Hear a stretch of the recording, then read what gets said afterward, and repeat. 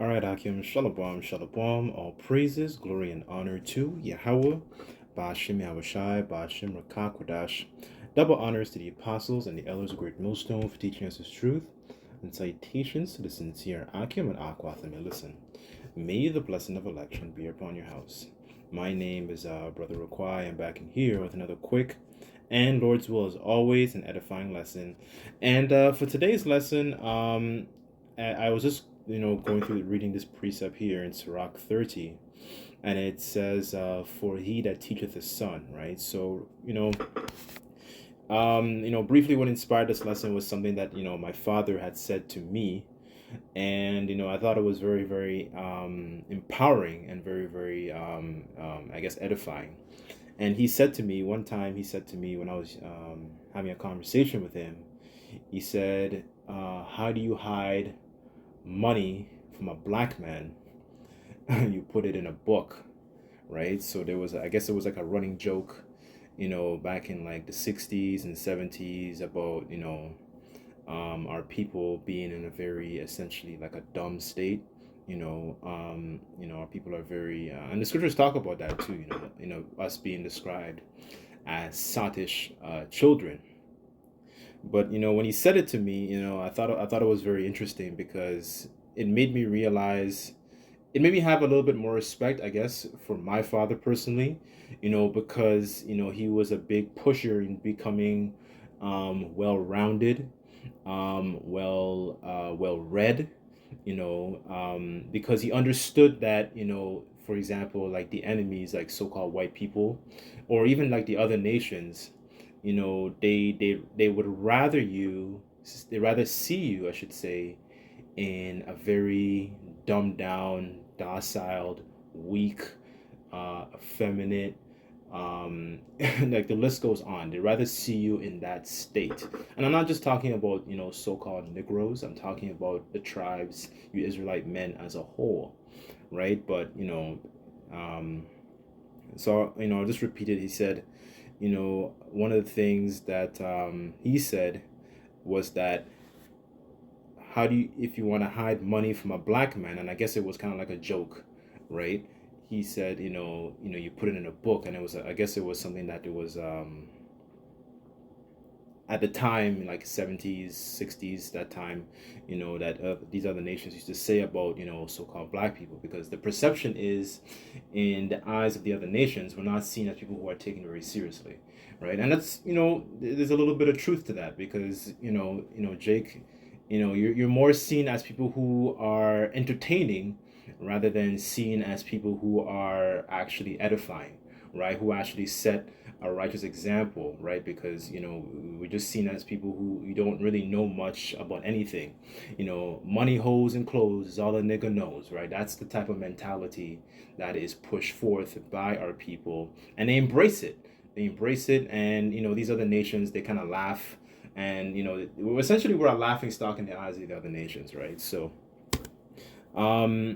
what I wanted to do is kind of just go into a little bit about this precept, and kind of just like just discuss a couple things, and I guess I'll just share a little bit of some of the things that my that I admire personally about my father as a whole, right? So let me open up. Hold on. Let me go to the Apocrypha that kind of inspired the title for this lesson here. And I sincerely hope and pray that this lesson, truly is edifying, right? As always. So just bear with me on this. I'm just looking for it right now.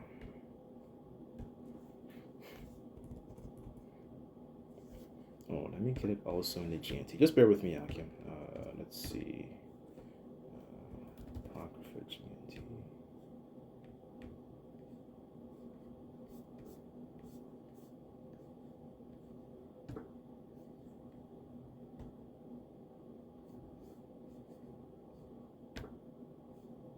Okay, so here's the precept here in the KJV. It says, this is Sirach 13, verse 3. And it says, he that teacheth his son grieveth the enemy, and before his friends shall rejoice in him. Though his father die, he is as though he were not dead, excuse me. And it says, for he have left one behind him like himself, right? So, this is the point I was trying to get. He was trying to that really spoke to me when my father said this, because our people, you know like the scriptures talk about, we're destroyed for lack of knowledge, right? And one of the things that, even my father tried to push on me as an individual was the fact that, is to be somebody who is more intelligent, more somebody who's well-rounded, somebody who is more well-read, right? Because these are things that these other nations, they don't really think of you. When they look at you, they don't think of you as somebody who is well spoken. That's another thing. Somebody who's well spoken, who has a good vocabulary, someone who has a good understanding of things that's going on in the world. Someone who's well traveled. Like, I'm not saying you have to travel to all these different parts of countries, but there is, I guess, you do learn experiences from different cultures. But the point is somebody who's well rounded. That's what something that we get from the scriptures, right? And that vibration of somebody who's well rounded and somebody who's well read, you tend to take them a little bit more seriously. Someone who's actually actually can go into different topics and different things, right? So I'll read it in the GNT. Actually, let me go to the GNT, just bear with me. It says, okay, so this is the same precept, Sirach 30 in the GNT, verse 3. And it says, anyone who gives good advice to his son cannot only take pride in him among his friends, but can make his enemies jealous.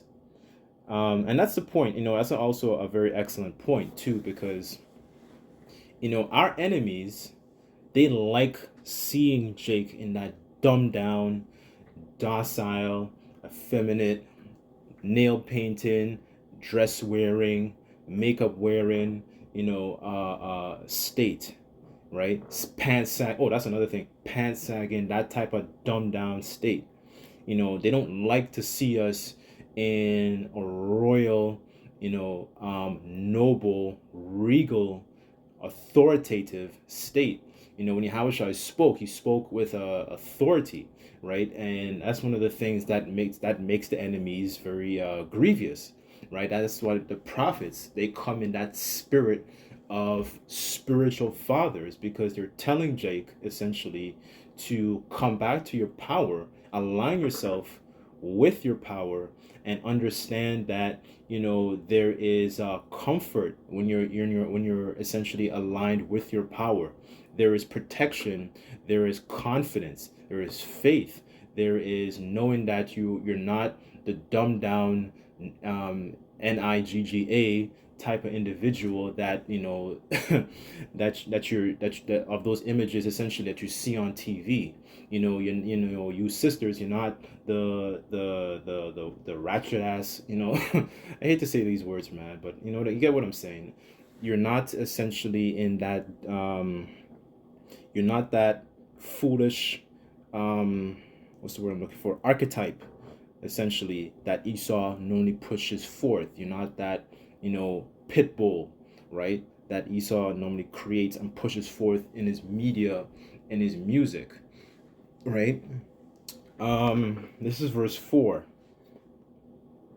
It says, while the father is alive, the sight of his son makes him happy, and when he dies, he has no regrets, because he's not really dead, because his son is like him. And that's true, right? Because okay, for us who have this understanding, we have these precepts to actually give us this understanding of how to actually conduct ourselves in an orderly fashion. We're not the bywords and all these different words that essentially Esau has put forth on us. We're a lot more than that, and that's what these enemies are afraid of, right? Because we're in alignment with our power. As a matter of fact, let me just jump across to Isaiah, since I said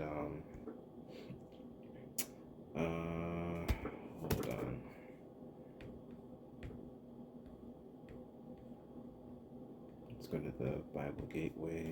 I think that's 45. Okay, this is Isaiah 45, verse 4, and it says, For Jacob, for my servant's sake, Israel, mine elect, I have called thee by thy name, I have surnamed thee, though thou hast not known me, right? I am the Lord, Yahweh, and there is none else, and there is no God beside me. I girded thee, thou hast not known me, right? So there's power in knowing, who we are, and knowing who, essentially, who our power is, right? And being in an alignment with our power, and that makes the enemies very, very grievous, right? So that's one of the things, one of the things that was very important to me that my father, shared, right? Because Jake, they take pride in being in that dumbed down, state, and thinking that that's funny and that's okay. Like, not to go too off topic, I remember being on the plantation, and there was this Israelite woman. She was talking to this Moabite, and she was teaching him some Jamaican slang like bumbleclad, and she's teaching him and making us laughing, and I thought to myself, like, yo, this is so embarrassing. Like, you should be so embarrassed of yourself right now. I was so mad when I heard that. I'm just watching her, like, yo, we're supposed to be the nation that's supposed to be teaching them righteousness. We're not, right? Because they be eating all kinds of abominable foods, and we're supposed to be the standard. But Jake doesn't understand that because they don't understand who they are, right? And they think, when they see the prophets on the highways and byways, with our apostles, elders, bishops, so on and so forth, telling them who they are, they don't understand, like, yo, there's also a responsibility in being in this, in a noble state, because these other nations are supposed to learn from you, not the other way around, right? So that was one of the reasons that really spoke to me, as I was speaking with my father, right? And, being somebody who's well read, right? The scriptures, as a matter of fact, let me go to it since I'm already in Isaiah. Hang on. Where did it go? Okay.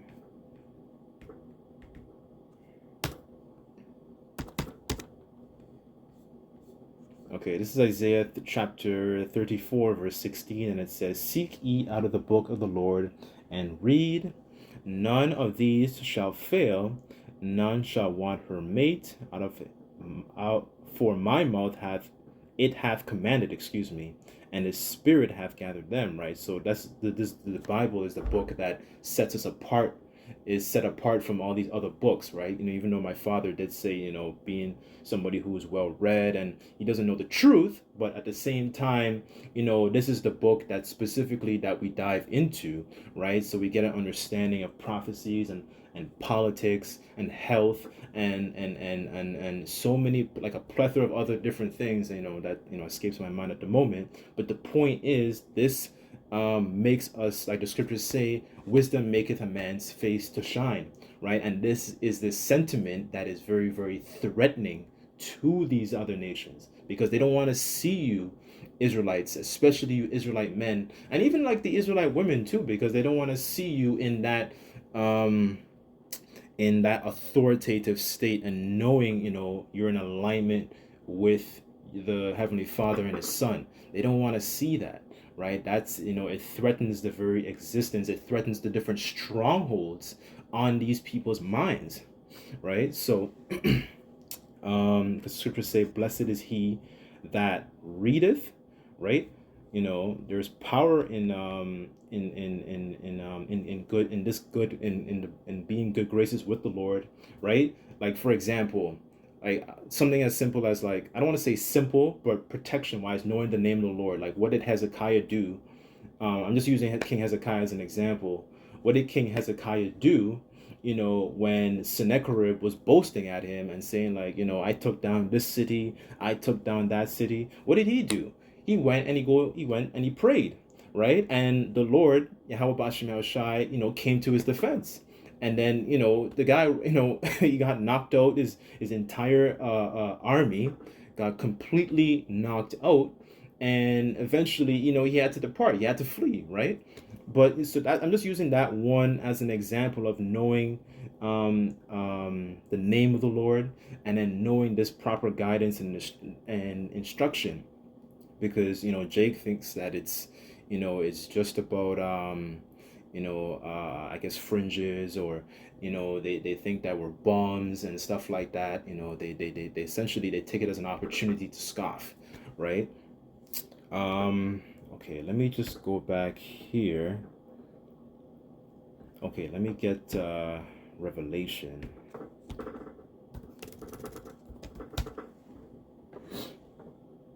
Revelation. 1 second.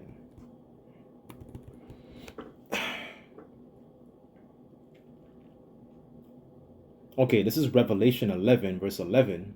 And it says, "And after 3 days and a half, the Spirit of life from the Most High entered into them and stood upon their feet, and great fear fell upon them that which saw them." Right? So the Spirit of the Lord has, entered in back to us, starting off with, the apostles, elders, Elder Abba Bivens, going on to their,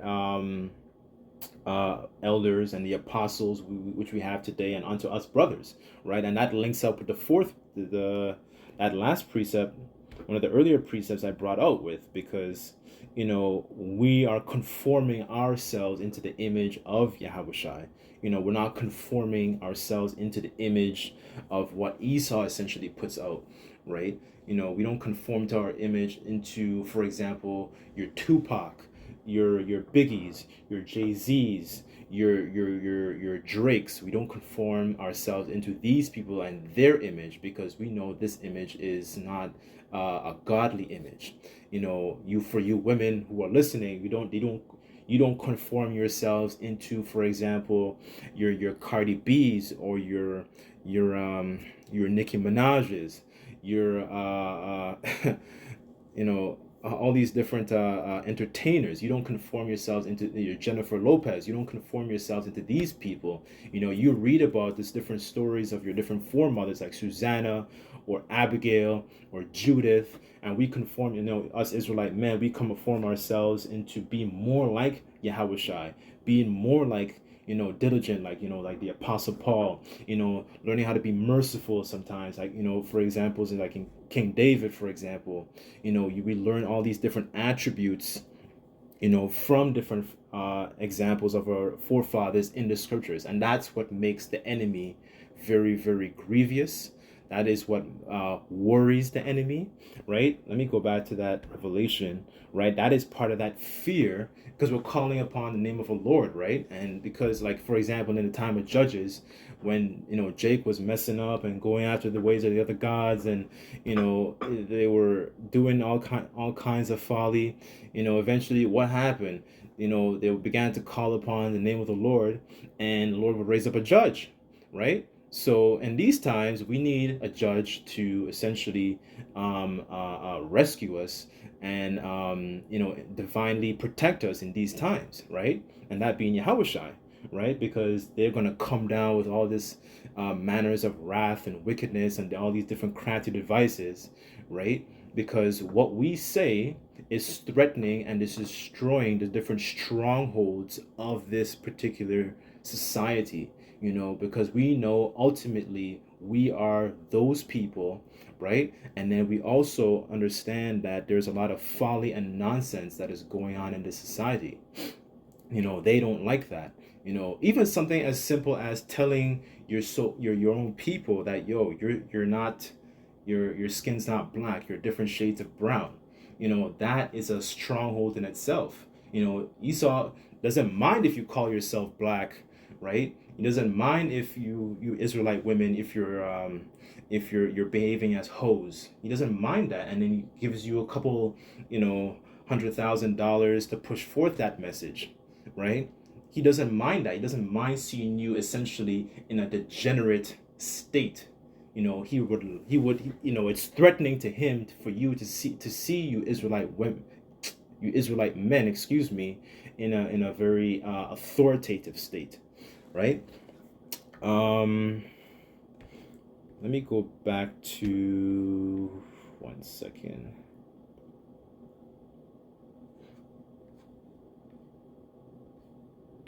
I guess I'll get this one in Sirach, and then I'll just read down. Hold on.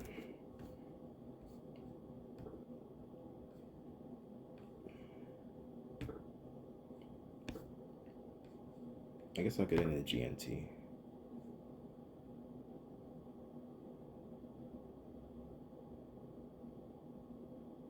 Okay.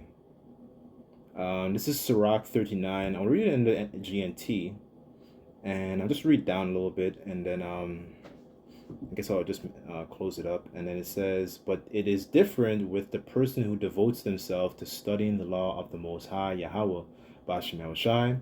He examines the wisdom of all the ancient writers and concerns himself with the prophecies. He memorizes the sayings of famous men and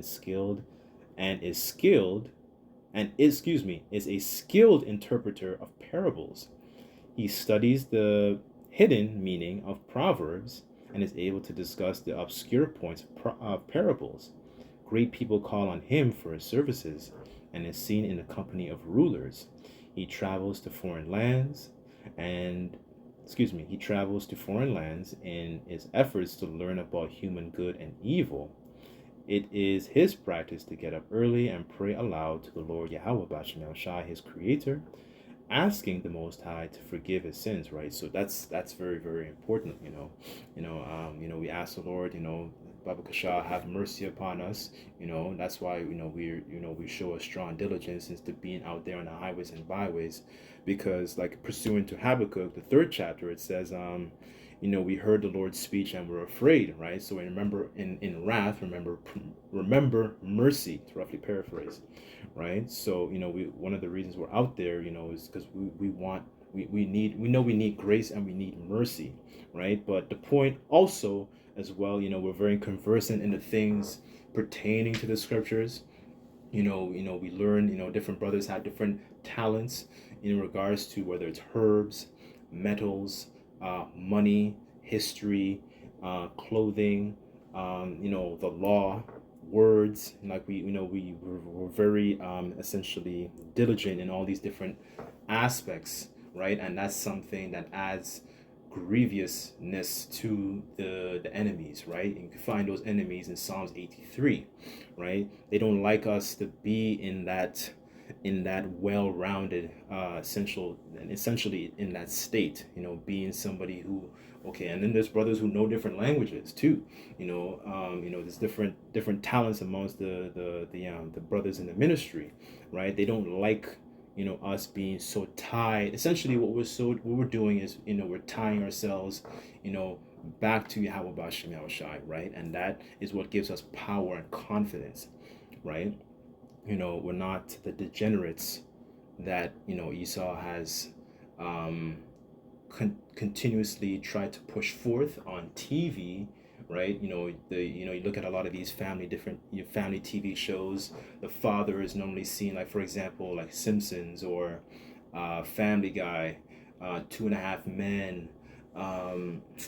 Everybody Loves Raymond. The father is always seen as a bumbling idiot who doesn't know anything. He's not somebody seen as taken seriously. The wife is always the one that has to counsel him and essentially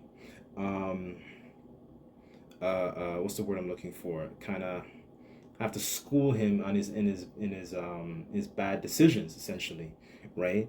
They uplift the image of the woman or her knowing everything, and the man is seen as an idiot. The man is not seen as somebody who's taken very, very seriously, right?